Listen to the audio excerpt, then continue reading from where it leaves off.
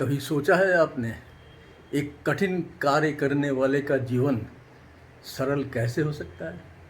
एक परिश्रम वाले का जीवन आरामदायक कैसे हो सकता है? नहीं हो सकता। एक सरल कार्य करने वाले का जीवन सरल हो सकता है, मगर उसके सपने बड़े होते हैं। वो कठिन कार्य करना नहीं चाहता, मगर सपनों को पूरा करना चाहता है। हम लोग सब बचपन से सुनते आ रहे हैं, जो इस थोड़ा बहुत इस विषय में जानते हैं। पुराने ज़माने में प्राचीन ऋषि मुनि बहुत कठिन तपस्या किया करते थे। ये कठिन तपस्या का अर्थ क्या है? वह जिसके लिए ये कठिन तपस्या करते थे, उनके साथ उनका एक आत्मिक संबंध हुआ करता था।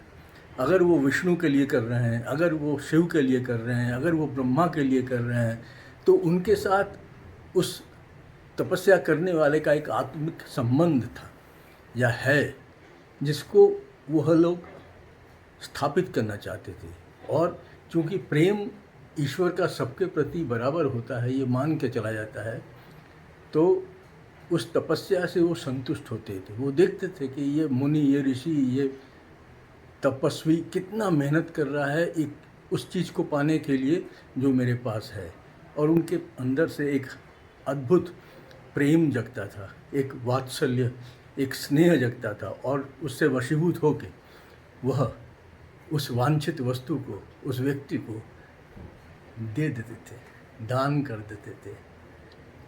इसी प्रकार हम अगर अपने जीवन में कुछ भी पाना चाहते हैं, तो हमको एकनिष्ठ होके कठिन तपस्या करनी पड़ेगी। एक माँ से एक बच्चा रोते रोते बहुत कुछ मांगता है। हो सकता है उस माँ के पास उस समय वो देने की क्षमता न हो, मगर उसके अंदर वो इच्छा कभी नहीं जाती, कभी नहीं मरती कि उस बच्चे ने हमसे ये मांगा, मैं दे नहीं सकी। तो जैसे ही मौका मिलता है, वो बच्चे को वो चीज़ ज़रूर देती है। तो जैसे एक माँ का अपने बच्चे के प्रति तो वात्सल्य प्रेम होता है और वह उसका अनिष्ट कभी नहीं करती, वैसे ही ईश्वर किसी का अनिष्ट कभी कर ही नहीं सकते, कभी अनिष्ट चाहते ही नहीं हैं।